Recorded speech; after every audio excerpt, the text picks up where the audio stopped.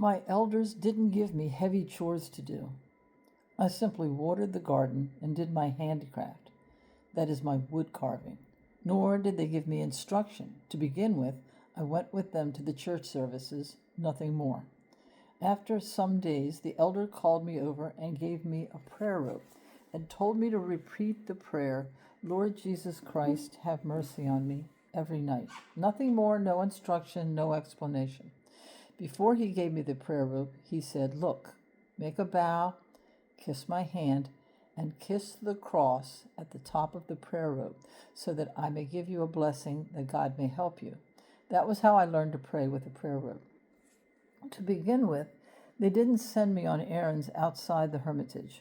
Whatever jobs I did in the house. Then I went out to the garden. I dug, watered, weeded, and whatever else I could. Later, I started to learn wood carving. Once my chores were finished, they got me to read the Psalter while they worked.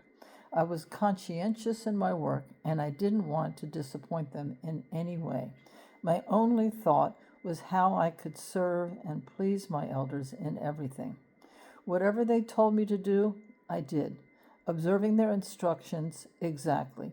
In order to be sure about what I was doing, I ran over in my mind again and again what they had said, learning it like a lesson. I worked over their words in my head. For example, my handicraft was wood carving. I watched how the elders went about it, and at night, when I went to bed, I went over the lesson in my mind. We take the piece of wood, we cut it, we place it in water to soak. Then we take it out and leave it to dry. Then we cut it into shape. We plane it down. We smooth it with sandpaper. We take the rasp and we work it this way and that. Then we take a crystallite sea stone that makes the wood shine. Then we trace out the design, etc. I went over the whole process in my head so that I wouldn't forget the slightest detail and so that I would do the job exactly as they wanted. I was afraid I might make mistakes and upset them. And so whatever they told me, I learned by heart. They explained to me why it was essential for me to learn the handicraft. They said, be sure to learn your handicraft, otherwise you can't survive here. This isn't a monastery, a Cenobitic monastery that is, with lots of produce from fields, orchards, and vineyards. Here you have to work to buy your biscuit. They explained this to me and taught me the art of wood carving. And so as not to disappoint them, I mentally revised what I had learned at night when I went to bed, as I said. And so in the morning, I was ready for work.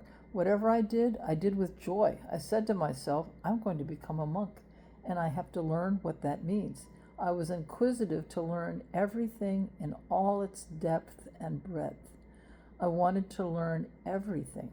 I received my elder's blessing to read the service of monastic tonsure, and in 2 weeks, I had learned it all by heart.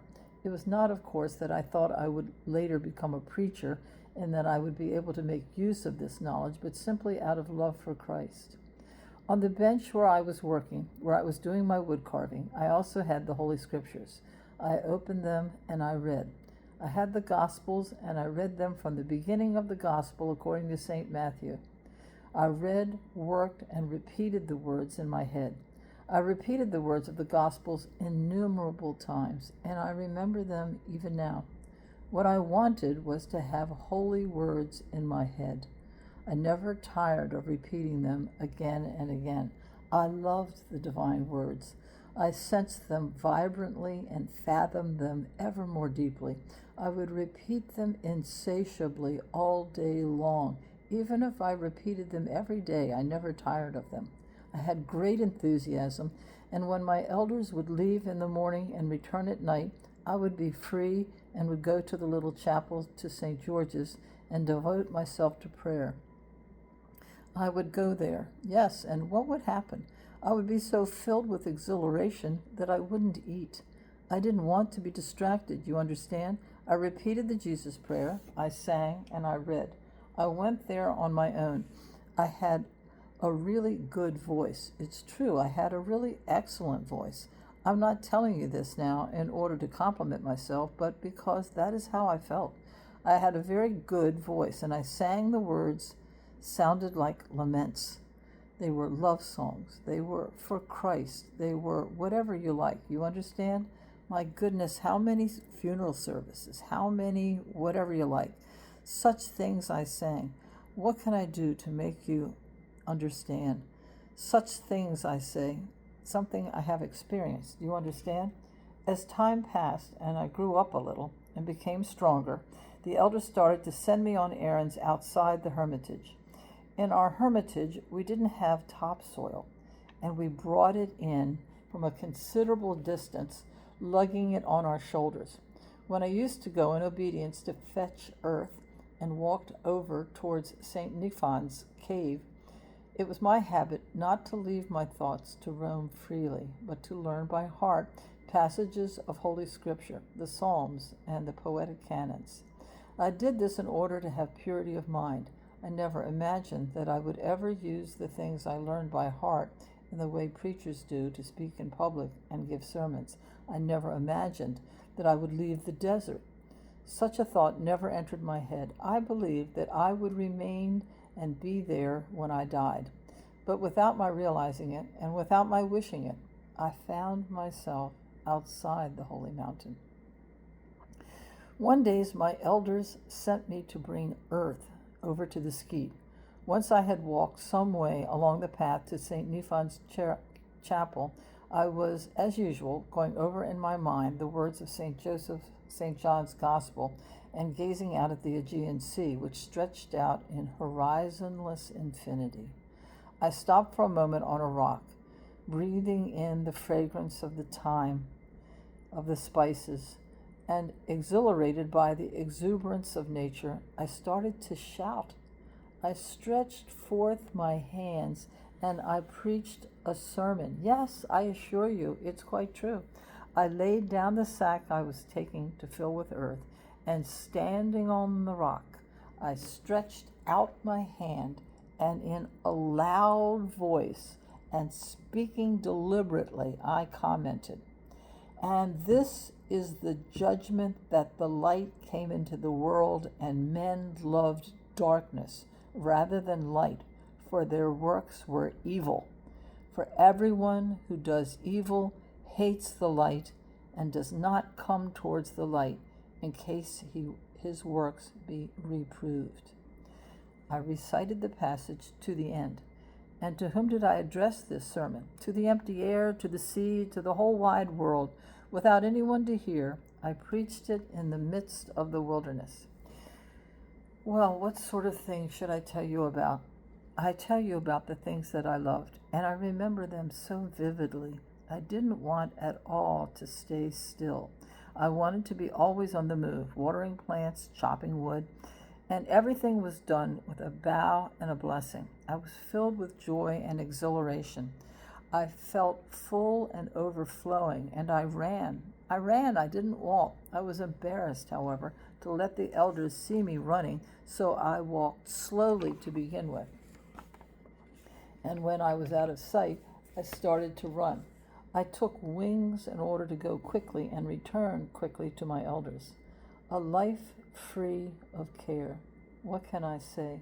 This life is truly angelic, and that blessed elder of mine was also full of eagerness for activity. He would say to me, "Go here, go there." It's true, of course, that we had lots of jobs to do. They had given me responsibility for the hermitage. We kept a house well ordered and well looked after. We had olive trees, we had a few fruit trees, and we had a vegetable garden. The work naturally made me tired. I did lots of jobs. I went up to the mountain. My feet often got cut. How were my elders to know? They saw me as a child. When I came down from the mountain after walking for 3 hours, Father Ioannicius might say to me, "Tomorrow we're going to make bread. So get ready now and go and fetch the wood for the oven." So I would take a rope and go up the mountain for branches. I walked on paths, but also over rough ground. The elders often send me to fetch logs or sticks, and I would load them onto my back like a donkey, and fully loaded as I was, and with my back aching, I would sit on the stone wall to rest. If the load was particularly heavy, I would say to myself, "I'll show you, you old donkey." I didn't know the meaning of laziness. Indeed, I didn't show any pity for my body. If my knees hurt, I wanted to take revenge on them. The more they protested and hurt, the greater the burden I loaded on my back. "I'll show you, you old donkey," I would repeat. I took revenge on my bad self. It's incredible that when I was a 17-year-old boy, I loaded myself with a weight of almost 200 pounds and carried it all the way for a distance. There was no question of laziness. I liked to pray even when I was tired. When I was exhausted, I sought God even more. You must believe this and realize it's truly possible. It's a matter of love. It's not simply that you work quickly. You do one job, then you begin another. You come back and you do yet another, and you make sure that you finish all. You water, you hoe, you bring earth and branches, you go up to the mountain, you fetch wood for your wood carving. With love, you are in perpetual motion. You should see then where sins go. They all fall into a deep sleep. Do you hear? This is truly a life lost from the world, a blessed and holy life, a life in paradise. I can't give you an example of what real obedience is. It's not that we have a discussion about the virtue of obedience and that I say to you, go and do a somersault and you obey. That's not obedience. You need to be entirely carefree and not thinking at all about the matter of obedience, and then suddenly you're asked to do something and you are ready to do it joyfully. If you are busy at work and not at all in a state of vigilance and readiness, and someone humiliates you, then by your reaction you will show whether or not you have obedience. I followed the instructions of my elders to the letter. They said to me, "You won't speak and you won't say what we do or what order of prayer we keep in the hermitage. If you meet a monk on the road and he says, 'Your blessing,' you reply, 'Your blessing,' with respect and Christ's love. And if he is an elder, you will kiss his hand. If he asks you, 'How are your elders?' you will reply, 'With your prayers, they are well,' and continue at once on your way without further conversation. And if he comes up behind you and approaches you and asks you something, don't stop and don't reply, because not all monks are good, and you need to be careful. Whatever they ask you, you will reply, 'I don't know.' Ask my elder, 'I don't know.' Say, 'Your blessing,' and leave. Don't let them tell you. You know, wood carving is not such a good handicraft. Come and learn icon painting or music or such like. Don't listen to anything. Continue your path." Once they sent me to St. Nephan's, and on the way I met 3 men from the world. That's what people on the Holy Mountain call those who are not monks. And as usual, when I approached them, I said, "Your blessing," and walked past. Since I had a really wild appearance, one of the company commented, "The poor boy, he doesn't seem to be quite right in the head." I had by this time walked on, but I had very sharp hearing, and when I heard this, I was pleased by the humiliation. I smiled inwardly. He's right, I thought. He's quite right. But what would he say if he knew my real madness? I didn't go out often, nor did my elders take me to the feast day celebrations. When a saint had his feast day, the elders would go to the church dedicated to his memory and leave me at home. The elders used to light a fire in the hermitage. I didn't want to be near it. I didn't approach the fire at all. The old men would sit close to the fire, and I would sit further off. I was afraid. The fire would spoil me, and I said to the elders and the dear men, "Let me be." It's a matter of habit. If you once get accustomed to sitting by the fire, you cannot then inure yourself to hardship. If I ever caught a cold, I would drink a cup of tea, maybe some 500 or 600 prostrations, perspire profusely, and then change my clothes. After that, I would lie down on my mattress and I would get well again. I was quite genuinely a wild kind of person. I was a wild goat of the forest. I ran around in the snow and across the rocks barefoot. You should have seen how red my heels and feet became. My elders didn't oblige me to be barefoot, and they themselves weren't barefoot. It was something I wanted myself. But on the other hand, they didn't tell me not to take off my shoes. In the chapel, I wore both socks and shoes, not the wooden-soled clogs. I remembered something very lovely. It was springtime, and the elders came to me, and as I was running, I took off my clogs because I wanted my feet to make footprints in the snow and frost. Because my elders saw me living like this, they took delight in me too. It may be that they humiliated me and scolded me. Even when I did something good, they said that it was bad. Not always, of course, but they wanted to catch me out when I wasn't expecting it. My elders were exceedingly saintly. They instructed me in many ways, often with austerity. They never said, "Well done." They never praised me. Their counsels were always how to love God and how to humble myself, how I should invoke God to give strength to my soul and love Him greatly. That's what I learned. Well done were words I never heard, nor did I ever seek to hear them. Even at home, I had never heard the words, "Congratulations, that was well done." My mother scolded me. My father was away. He was in America. He worked for years on the Panama Canal. That did me a lot of good. A person who is accustomed to humiliation attracts the grace of God. If my elders weren't scolding me, I was disconsolate and thought to myself, heavens above, couldn't I have found better elders than these?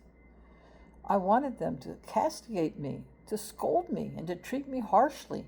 Now I realize just how severe they were. At the time, I didn't realize it because I loved them. Never would I have wanted to be parted from them. Sometimes my excessive zeal would lead me astray. I would do things without a blessing. That's egotism. I'll give you an example. My elders would often be away working all day and would leave me alone in the hermitage. I would busy myself with my handicraft. My handicraft was wood carving, as I have told you. They still hadn't shown me everything about the craft. They were afraid I might leave. So one day I took a fine piece of white wood and traced out a design on it. I carved a very fine blackbird, full of movement, with its wings stretched back and pecking at a grape. The grape was hanging from the branch of a climbing vine that had 2 or 3 leaves, and the blackbird was taking the grape in its open beak. It was very fine. I had finished it all off with sandpaper. When my elders returned, I went to greet them with a bow. I took my carving with me, and I said to Father Ioannicius, "Look what I've made." As soon as he saw it, his eyes glazed over, and he started raging. "Who told you to make that? Did you ask anyone?" He grabbed it and threw it on the floor, smashing it to smithereens. "Go at once and tell the elder," he said. I was mortified, and I asked his forgiveness. Without realizing it, I had upset them. Why do you do things without asking? Go at once to the elder and show him the pieces and make confession. I went straight away to the elder and showed him the pieces, and he said to me, "You shouldn't have done that, my boy. Nothing gets done here without a blessing. That way you can easily be led astray and lose the grace of God." I made a bow of penitence and asked his forgiveness with simplicity and without passion. The reproach didn't vex me. On the contrary, I thought, my elders should have been harsher to me. They should have punished me more. On another occasion, however, I was deliberately disobedient. One day, before the elders left for work, my spiritual father said, "Do you see that book up on the shelf there? Don't touch it. It's not for you. You're too young. Later, when you've shown improvement, when you're more humble, then you'll read it." That for me was law. I didn't so much as glance at it. But one day, when the elders had left, I was overtaken by curiosity. I went over and looked up at it. It was high up. I was small and couldn't reach it. I turned the matter over and over in my mind. Then I said to myself, at least let me see what it's about. So I pulled across a stool, climbed up, and reached for it and brought it down. What a pity. The letters were all jumbled up like a foreign language. It was written by hand with all strange abbreviations that I couldn't understand. The book itself was very large, a very thick book. Later, I learned to read them, but you should have seen the letters and the calligraphy. It was a manuscript.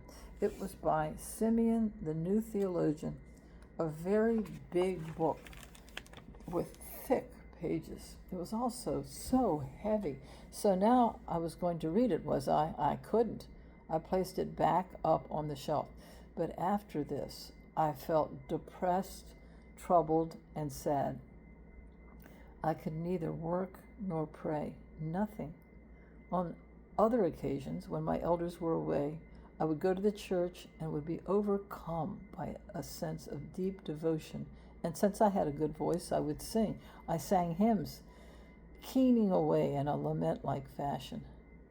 The hymns were deeply poignant, and I enjoyed them and was moved by them. This time, however, after my disobedience, I did not go to the church. I went outside and sat on the wall and gazed glumly out at the Aegean Sea.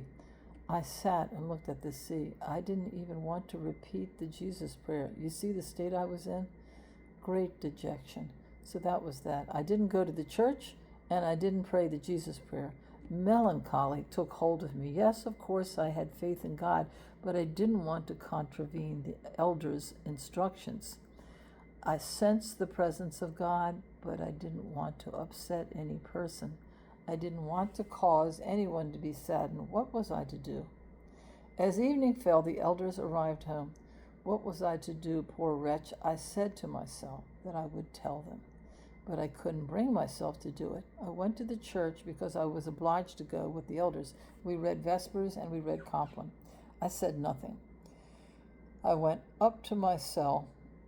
I didn't do my prostrations or my rule of psalmody or my prayer robe. I lay down and contemplated what I'd be like when I died, lying in my coffin. Needless to say, I was miserable. Next morning, the bell rang. We went down to the church and I read. We finished matins, said the dismissal, and went out. We left the church to go to the refectory. I couldn't stand it any longer. I tugged a little at my elder's, that is, my confessor's, sleeve, and I said to him, I want to see you for a minute, elder. At once he turned back and we went into the church again, and I told him, I'm very troubled, I said. I've been disobedient.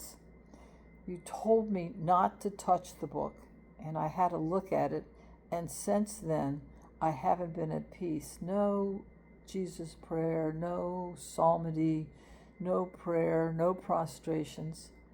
Didn't I tell you so, my boy? Why did you do it? Forgive me, elder. Temptation got the better of me, and I'm very sorry. Forgive me, and with your prayers, I'll be more careful in the future. I won't be disobedient. He read a prayer of forgiveness, and do you know? All my tortured thoughts disappeared. That was one good thing. As soon as I confessed to the elder, glory to God, I got over everything immediately. Every time I confessed, I was filled with a great sense of joy, and I devoted myself passionately to prayer. I believed that I had told everything to God, that I was once again with God. You can't imagine how strongly I had that feeling. And nowadays, I hear some monks saying, make sure the elder doesn't hear about that. Can you believe it? For us, on the contrary, the elder pervaded our whole being into the inmost recesses of our heart. I loved the elders very much, though at that time all novices and those in obedience loved their elders. After God, what counted was the opinion of your elder. If you did anything contrary to that, any disobedience, you couldn't receive communion or anything. Many of those on the holy mountain lived secretly. They died without anyone knowing them. I too wanted to live secretly. I didn't want to be a preacher or anything, and it never crossed my mind to go out from the holy mountain.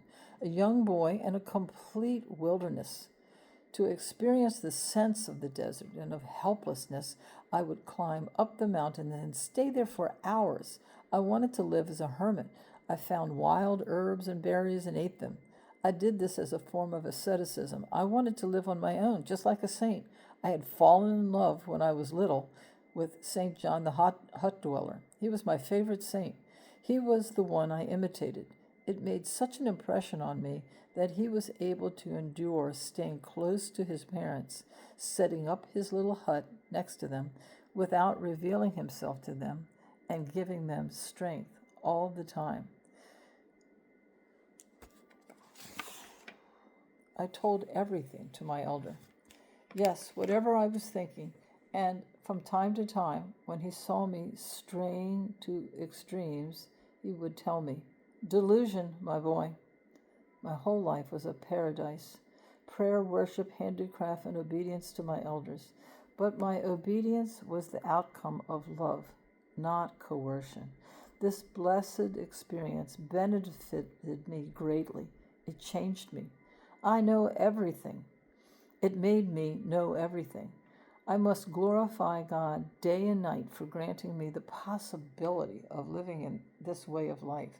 Obedience is something I have pored over and studied minutely. The other things that God has given me in my life came on their own. The gift of clear sight was also given to me by God on account of obedience.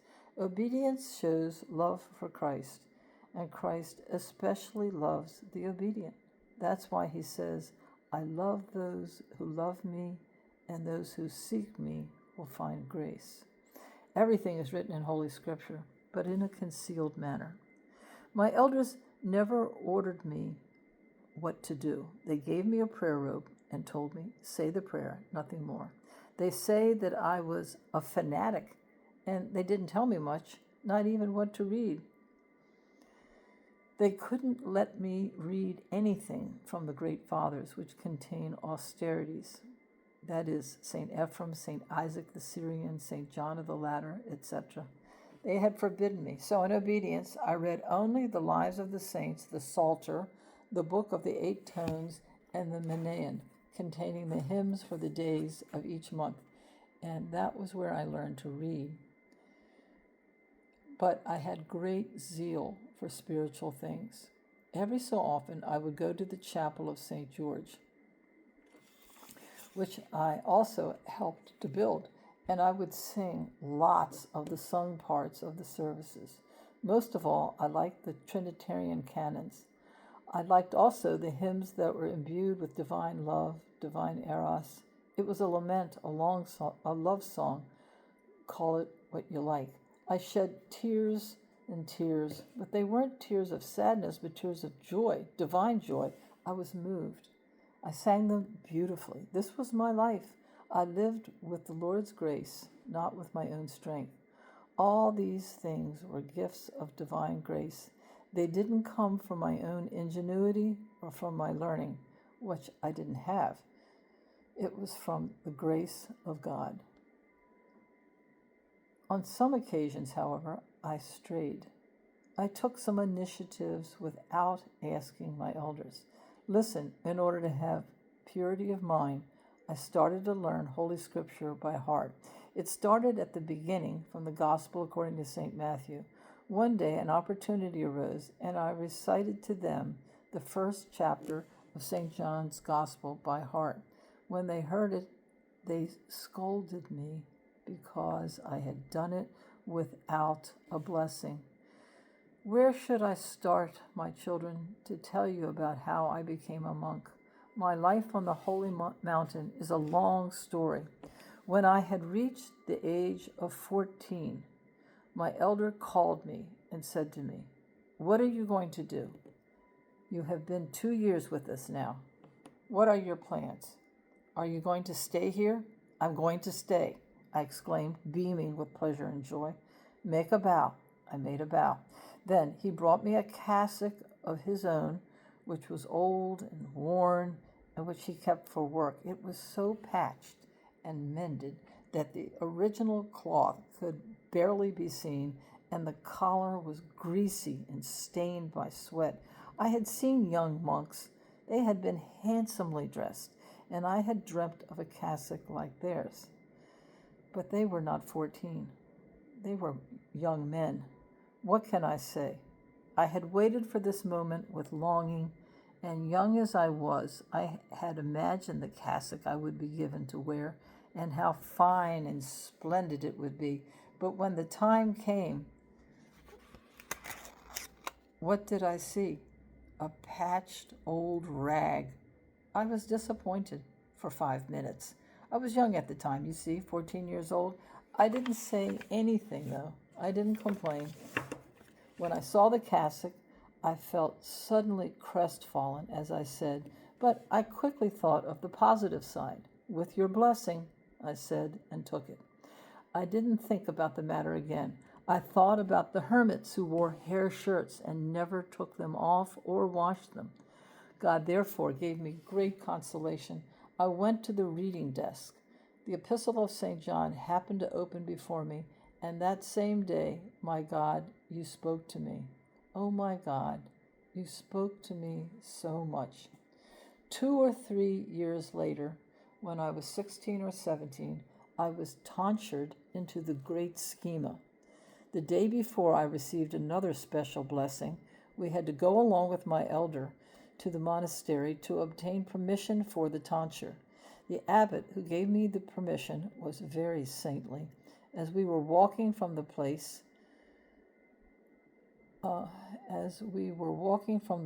where St. Nilos the myrrh streamer had lived, I smelled for the first time the heavenly aroma. The fragrance flooded over me, and I exclaimed about it to my elder. He smelled the fragrance in a simple, matter-of-fact sort of way, said nothing, and walked on. That's how we must view these things, with simplicity. I smelled the fragrance for a second time at the relics of St. Charlambos. On the night of my tonsure, all the fathers gathered in the church. There they held a vigil service, chanting beautifully and devoutly, while, filled with contrition, I stood unshod in white socks. I made a prostration to all the fathers and venerated the icons. Then the presiding elder addressed to me the special questions for the great schema. My eyes were filled with tears of emotion. Once the vigil was over, we went to the hermitage. I was very happy, but silent. I wanted to be alone with God. When you are in that state, you don't want to sing or speak. You desire silence to hear in crystal purity the voice of Christ. The life of the Holy Mountain is a life of vigil and wakefulness. During the vigil service, when it is done properly, that is, when those participating are united in common worship, a spiritual atmosphere is created into which all enter easily and from which great spiritual benefit is derived. The soul is refined, and the most suitable conditions for spiritual elevation and deep communication with the Lord are created. At 2 o'clock in the morning on the Holy Mountain, a true earthquake takes place. I would always be filled with awe at that time. Prayer would cause the whole place to tremble, the entire spiritual world. Now that's what love for Christ is. On the Holy Mountain, I loved the vigil services very much. I became a different person. I was always very concentrated and focused. I had a great desire to hear the words. I didn't want to sleep, to snatch my mind away for even a moment. I didn't become heavy-eyed. I followed the services with irresistible devotion, with eros. When, on occasion, I would be sitting in the stalls at the side of the church, I didn't lean into the back of the stall for fear of falling asleep. After the divine liturgy, again, I didn't want to sleep. The sense of love was what dominated, and that's why I slept awake. Up above our hermitage, very high up, there was a Russian, old Dimas, who lived alone in a primitive hovel. He was exceedingly devout. Old Demas remained virtually unknown throughout his life. No one mentioned his name or spoke of his charismatic gift. Think of what it meant for him to leave Russia. Who knows how long his journey took? He left everything behind to come to the end of the earth, and there he spent his whole life, and he died unknown. He was no egotist. On the very contrary, he was a fierce combatant. He had no one with whom to share his experiences and to whom I would say, I did 500 prostrations today, and this is what I felt. He was a secret combatant. Yes, indeed, that is a perfect thing, perfect and selfless. Selflessness, worship, holiness, face to face, without any obsequiousness towards men. The servant before the master, nothing else at all. No abbot, no well done, no why is this thus. I saw a living saint, yet an unknown saint, poor and disdained. Who knows when he died? After how many days, or even months, if it were winter time, would we learn of it? Who would go all the way up there to his rude stone hovel? No one saw him. Often those hermits would be found 2 or 3 months after their repose. The outpouring and superabundance of grace flowed over my pitiful self when I saw old Demas making prostrations and dissolving in tears in his prayer.